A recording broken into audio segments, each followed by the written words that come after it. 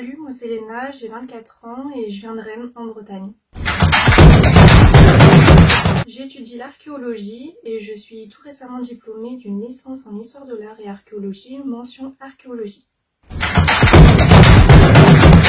Alors moi j'ai un parcours scolaire assez atypique puisque j'ai commencé par un bac professionnel avec une seconde ASSP, accompagnement soins et services à la personne.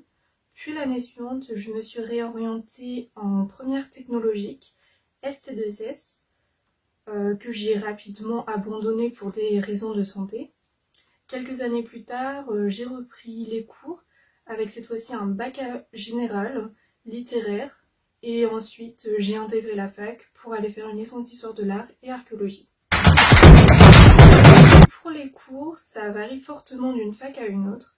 Moi, j'ai eu la chance de me spécialiser en archéologie dès la L1, mais dans certaines facs, les étudiants choisissent comme spécialité soit l'histoire de l'art ou l'archéologie seulement en dernière année de licence. Mais globalement, tu as des cours magistraux dédiés à l'histoire de l'art et à l'archéologie des différentes périodes, préhistoire, protohistoire, antiquité, Moyen-Âge, etc.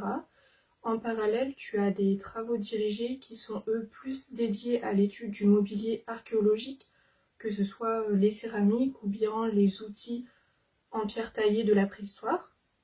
En archéologie, j'ai eu très peu de partiels sur table pour les examens. En fait, on nous demande très souvent de faire des dossiers de recherche. Donc ça demande beaucoup de temps personnel et de longues heures de recherche à la BU ou à la maison sur Internet. Moi, j'ai beaucoup apprécié ce mode de fonctionnement puisque ça m'a permis de choisir des sujets qui m'intéressaient et donc d'en apprendre un petit peu plus et également de me familiariser avec la méthodologie de la recherche scientifique.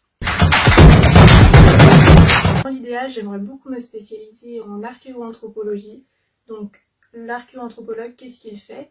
Il étudie les restes humains anciens ainsi que les pratiques funéraires et les espaces funéraires. Cela permet d'avoir un accès direct aux coutumes et aux croyances des civilisations anciennes, mais également d'avoir des informations sur leur mode de vie, leur régime alimentaire ou encore leur état de santé, directement à partir des ossements. Mais je suis également aussi très intéressée par les métiers du patrimoine, donc peut-être qu'un jour je serai community manager, assistante de conservation du patrimoine ou bien encore médiatrice culturelle. Alors oui, j'ai eu la chance de participer à des stages de fouilles archéologiques et de post-fouilles en laboratoire pendant ma licence.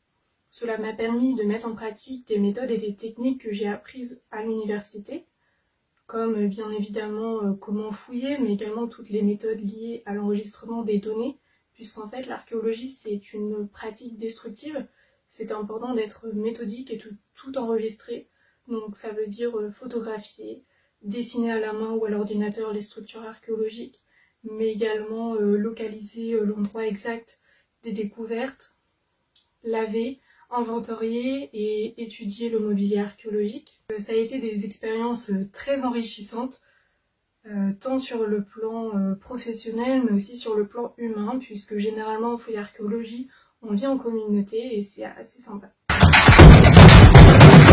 Alors l'orientation, c'est une étape assez difficile, on a souvent peur de se tromper, on est aussi parfois soumis à la pression de notre entourage.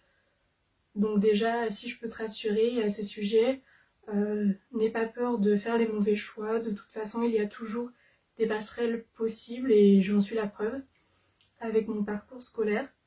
Ensuite, si tu es passionné par l'histoire et le patrimoine culturel en général et que tu es curieux, je t'invite à t'intéresser au métier de l'archéologie, puisqu'en fait c'est une discipline à la croisée des sciences dures mais aussi des sciences humaines, donc c'est vraiment très vaste, il y a une panoplie de spécialités et tu trouveras forcément quelque chose qui t'intéressera.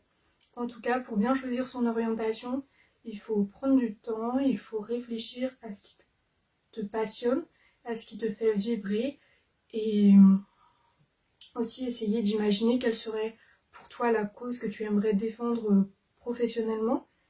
Et en tout cas, si tu es intéressé par les études d'archéologie, n'hésite pas à me contacter et je serai ravie de pouvoir répondre à tes questions.